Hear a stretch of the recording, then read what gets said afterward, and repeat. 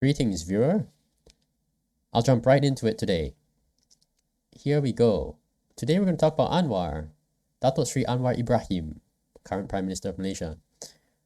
Now, I'm going to do this video in two parts. First is I'm going to tell you what I don't like about Datuk Sri Anwar Ibrahim.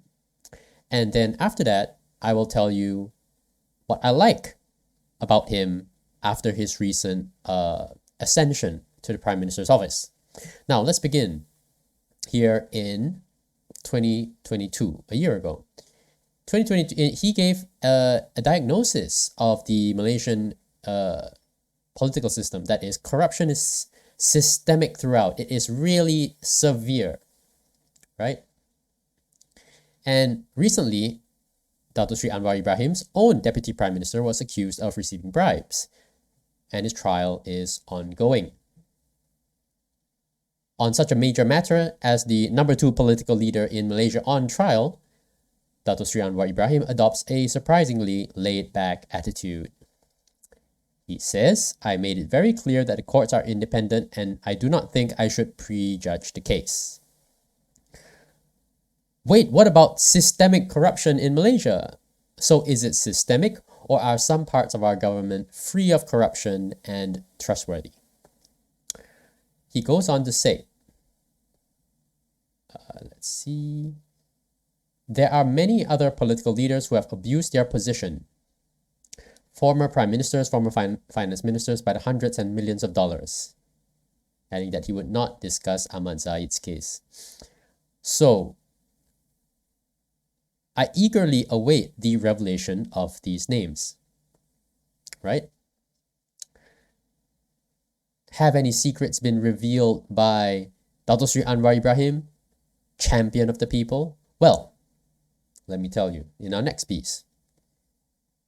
In 2006, he revealed that the New Economic Policy, or NEP, is an UMNO gimmick to rob Malays. Without a hint of irony, he's also said to have described UMNO as fanning racial sentiments. So on one hand, you're robbing Malays. Keep that race in mind. On the other hand, you're also fanning racial sentiments. But he's the one talking about it. So, will we now see the people's champion, Datuk Sri Anwar Ibrahim, abolish the new economic policy? Surely he will not allow Malays to continue being robbed by this very evil policy, would he? Well, let me show you something else. In 1993, while the evil new economic policy was robbing Malays in every way, Datuk Sri Anwar Ibrahim was lauded handsomely in a speech by former British Prime Minister Margaret Thatcher. She said, "Particular praise is due to Dr. Anwar Ibrahim, the Finance Minister, for the prudent monetary and fiscal policies which he has pursued, and indeed for making Malaysia such an open financial centre. If finance ministers could be transferred like star football players, I could think of several very much large countries who would pay astronomical transfer fees to get him." Oh, high praise indeed. It's hard to beat that as a compliment. So, surely after this, Datuk Sri Anwar Ibrahim diagnosed the NEP as an evil and has been praised by no less than Margaret Thatcher as nothing short of a genius, really. So surely he knows all about economic development for Malaysia, even if he has to be hampered by the evil NEP. Now look at this. Here in 2018, this piece is from 2019, but in 2018, Dr. Sri Anwar Ibrahim was elected Member of Parliament for Port Dickson, one of Malaysia's resort towns. He promised that he would bring the Hard Rock Cafe and Hotel to Port Dickson, rejuvenating the local economy. After all, if anyone could do it, surely it would be him. So at this point in 2019, the Port Dickson MP said the projects would benefit the locals and will go ahead with construction expected to begin this year. Fast forward 5 years to right now. There is no Hard Rock Cafe or hotel in Port Dickson. Maybe he forgot. Now, with Margaret Thatcher's praise of Dato Sri Anwar Ibrahim, you would expect that he majored in finance, economics, or business administration. Right? In this profile piece written by Channel News Asia, published by Channel News Asia in 2022, last year, very recent. So it's revealed here that he graduated with a bachelor's degree in Malay Studies at the University of Malaya. So, like I was saying, with the praise from Margaret Thatcher and his, his work experience, you would have thought that he majored in finance, economics, or business administration. That would make sense. The truth is quite mundane, in fact, right? That he majored in Malay studies. And I think many would agree, and nothing against the University of Malaya, but many would agree that is a soft option, just as, theater is a soft option and engineering is a hard option. Very odd, isn't it? Now, Anwar has always been popular amongst a Western audience. In 1995, the then Transport Secretary of the United States, Federico Peña, visited Malaysia, where he was welcomed by no less than Dato Sri Anwar Ibrahim himself. That's always been his thing, for Dato Sri Anwar Ibrahim. He's always been quite popular that way. Who knows why? Now, in 2019, a famous NGO called the National Endowment for Democracy invited Dato Sri Anwar Ibrahim to lecture on democracy. It is very well funded and active. Right, here we go. The 15th Annual Seymour Martin Lipset Lecture on Democracy in the World. I will input the link in the description below, and you can check it up if you like. I don't think there's anything truly interesting other than to take note that he was invited to speak. He is apparently supported by these people. In 2019, the National Endowment for Democracy, you can see here, they have a very, very lengthy report page, and in 2019 was when they invited Dato Sri Anwar Ibrahim, so that's why I decided to show it here. Now, in 2019, the NED awarded a total of 1,684 grants in 97 countries. That is very active, huge amount of money spent. At a glance, it is terrific that our Prime Minister is building such a high profile abroad to, strengthen his influence. But what exactly is the NED? Why is Wei Lin talking about this? Respected US newspaper, the Boston Globe, has something to say about it. Ignore the inflammatory headline, because unfortunately, nobody can look at the name of the orange man without feeling something unreasonable.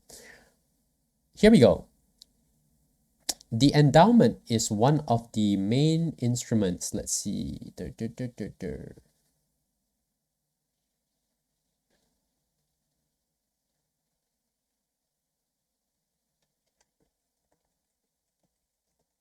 Yes. The endowment is one of the main instruments by which the United States subverts and undermines foreign governments.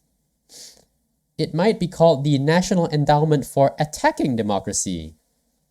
Isn't that something? By the Boston Globe, not a fringe newspaper, a very mainstream one.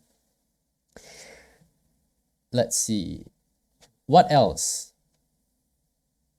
There is it.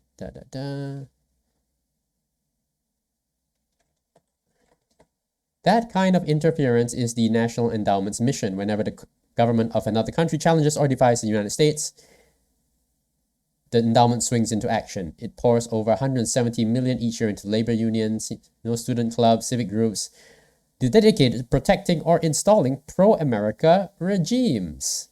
In fact, if you go back to the report, review earlier, and you scroll, you'll get a decent overview about their priorities, where they are active, including in Hong Kong, in Tibet, and so on.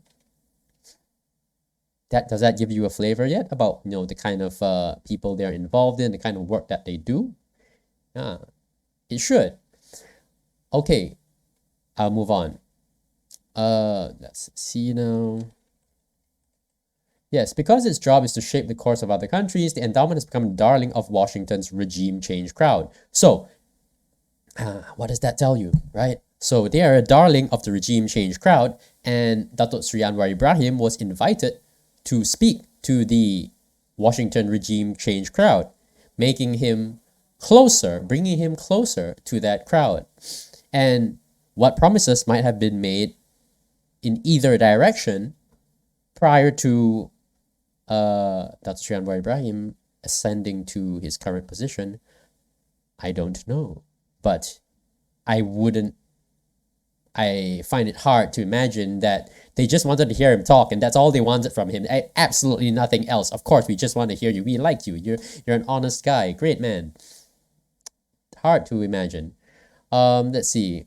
Also in this article, shortly after ordering invasion of Afghanistan and Iraq, yes, George W. Bush pushed to double the budget. Yes. Both reflect our insistence on judging foreign government, deciding which may survive and which must be attacked. Yes.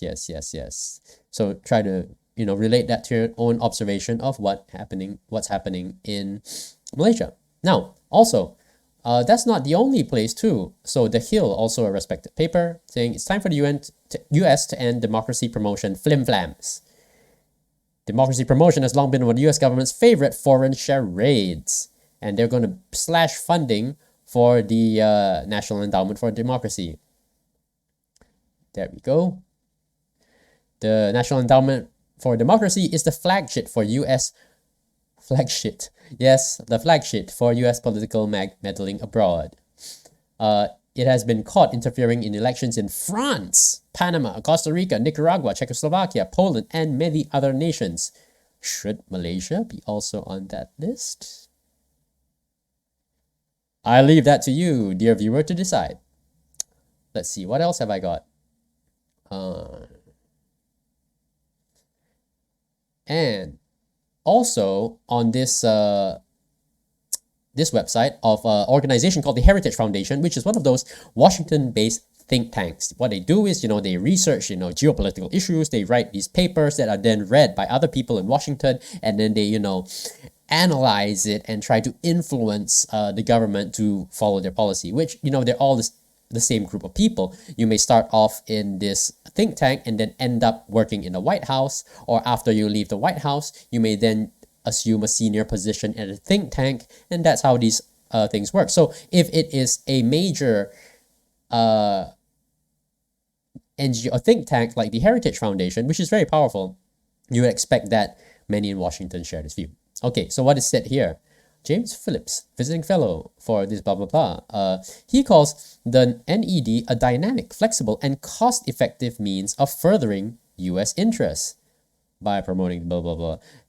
We don't care about what he claims the work of the NED is, only that it is a very cheap and effective way to further U.S. interests. So here we have an NGO so poisonous that even American newspapers can't endorse it, loved by the Washington elite, which invited and celebrated Datuk Sri Anwar Ibrahim less than 3 years ago. Is that strange? You make your decision. Also odd are the numerous university positions accumulated by Datuk Sri Anwar Ibrahim while abroad around 2005-2008, because he couldn't stand for elections before 2008, owing to his previous conviction. He has held teaching positions at Georgetown University, the Johns Hopkins School of Advanced International Studies, and St. Anthony's College at Oxford University. There you can see his excellent CV. Now, here he has spoken at Harvard. He has spoken at the University of Hawaii in Manoa. He has spoken at the University of Queensland. I should have preloaded this. He has spoken at the Australian National University. You can see ANU TV. No, that's not Anwar. This is Anwar, yes. He has also been interviewed on BBC's Hardtalk Hard Talk show, which is very popular, and this was a long time ago, 12 years ago. Thanks to shout out to Media Rakyat on the YouTubes, and yes, even Al Jazeera took note of Anwar Ibrahim joining Johns Hopkins.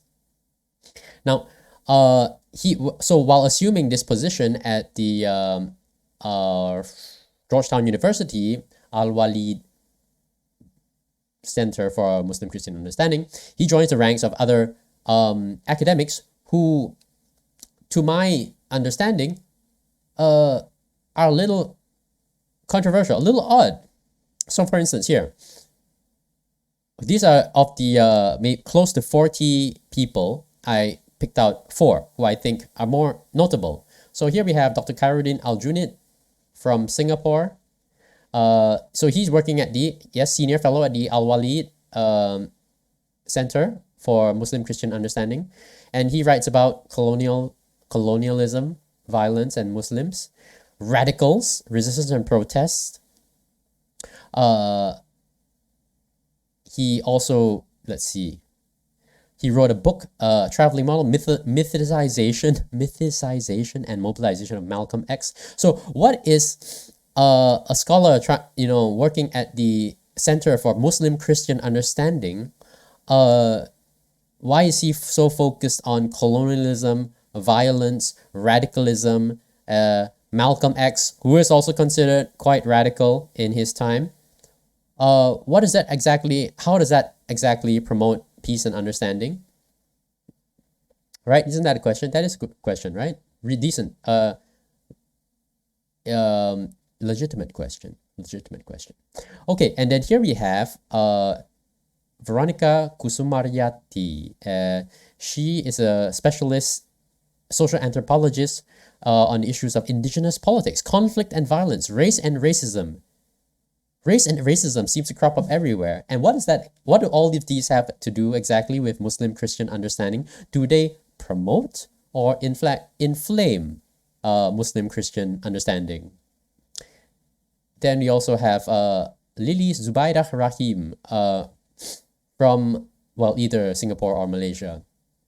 Yes, you can see here she's written books, including Singapore Dilemma, Political Education and Marginality of the Malay Community. Well, if you're going to focus on the marginality of the Malay community, publish books on it, does it not promote that marginalization? Or, I don't know, maybe it doesn't. Maybe it promotes understanding.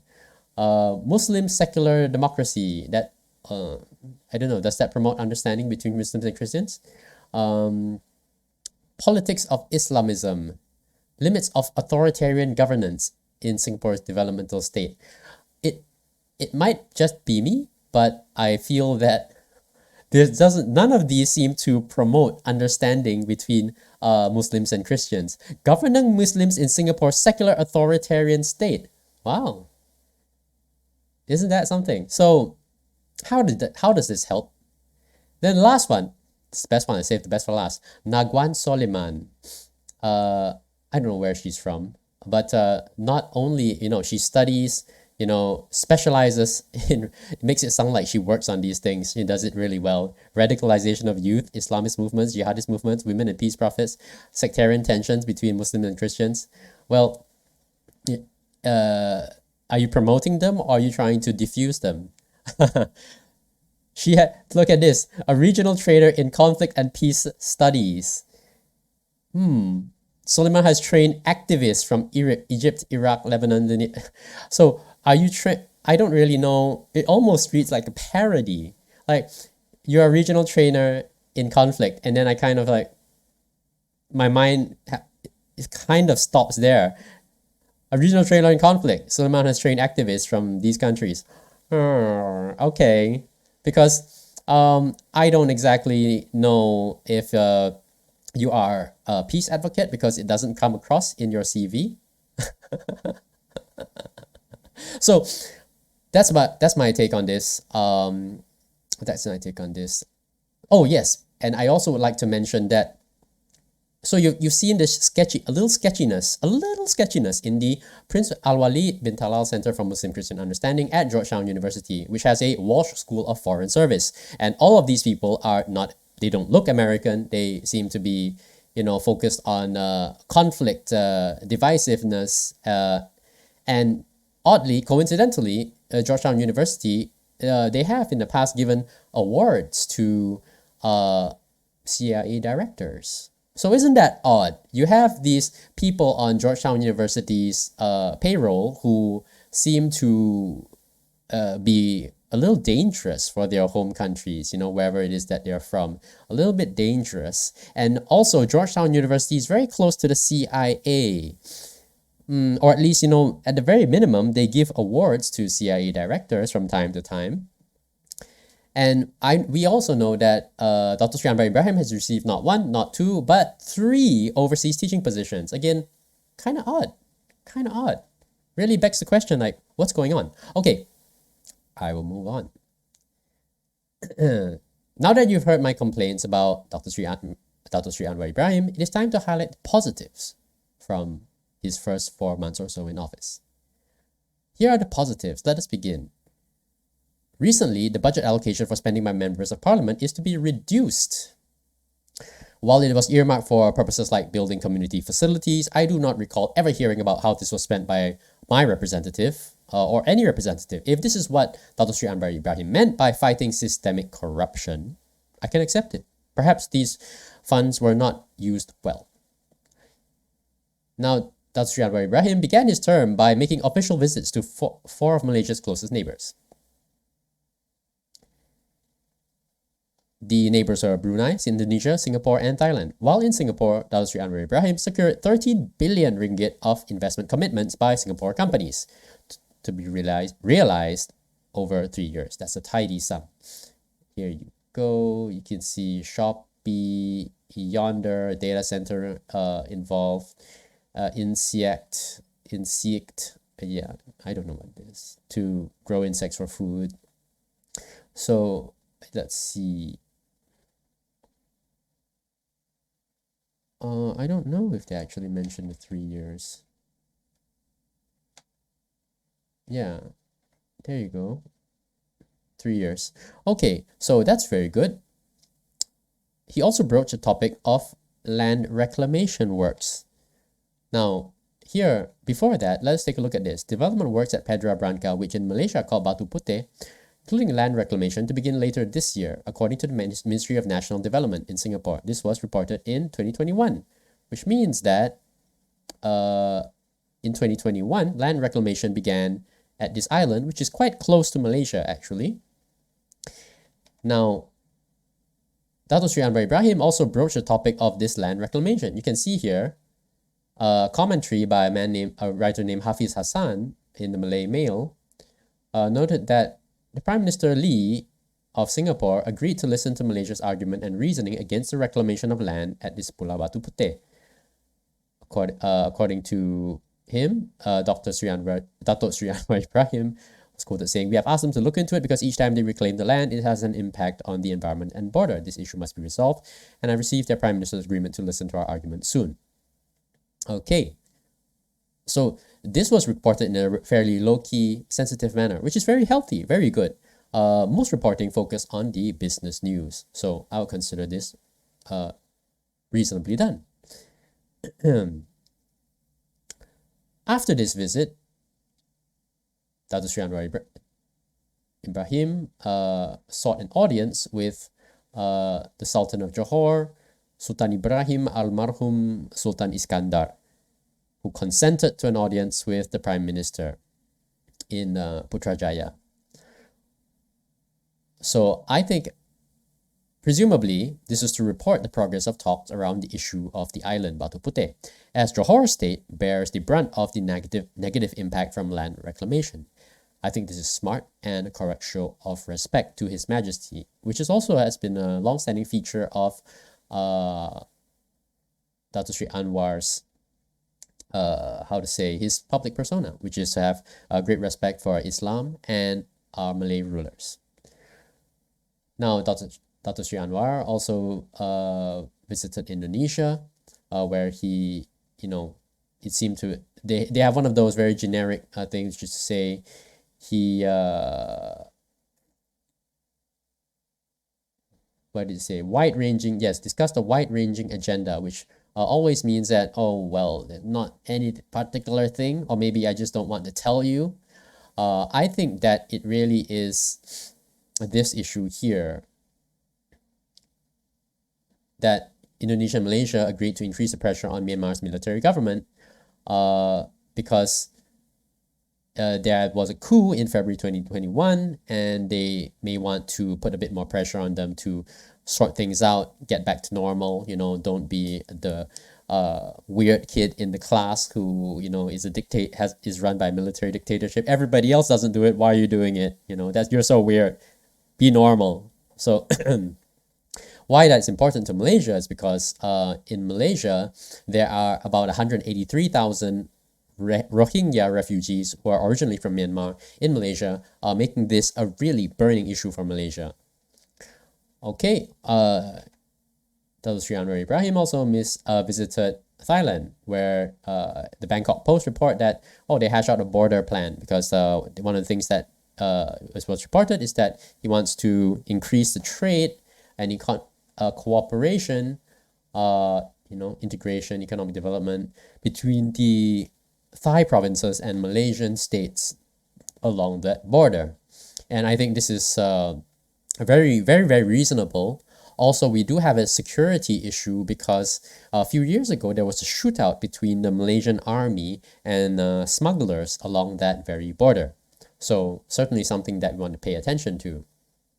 Now, in addition to making these state visits, it's also nice that Dato Sri Anwar Ibrahim took time out of his busy schedule to call on Goldman Sachs to pay up on the 1MDB scandal settlement.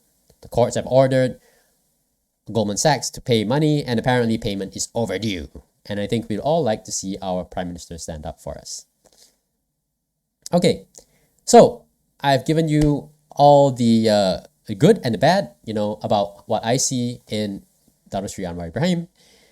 Now, allow me to conclude. While I have suspicions about the treatment of the Deputy Prime Minister, because just seems like odd timing, and also odd that the Prime Minister, who is so critical of systemic problems, suddenly trusts totally in the Malaysian judiciary to sort this case out. It's almost like, I don't care about the outcome, just get him out of my hair for some time.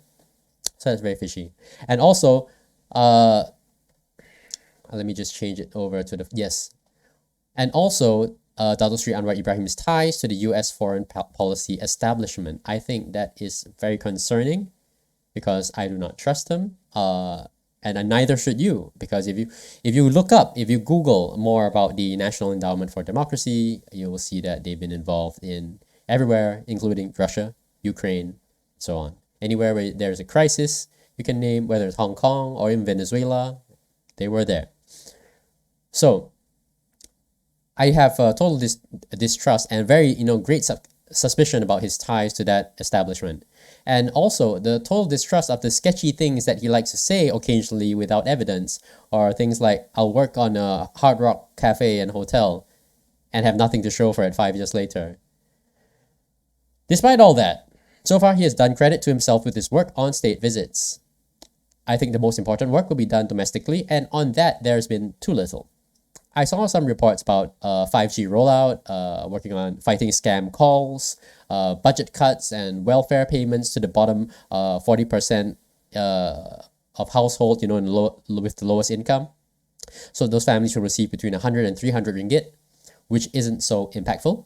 Also, despite his previous crusade against corruption and the new economic policy, which he says is robbing Malays, I don't think he's really talked about these issues. So in my view, that's not very good. I haven't even discussed the issue of appointing his own daughter to a post that she's unqualified for, but this video is already too long. So all of this leads me to give Dato Sri Anwar Ibrahim a grade of B- in his first 4 months in office. YouTuber remarks. Has potential. Work harder.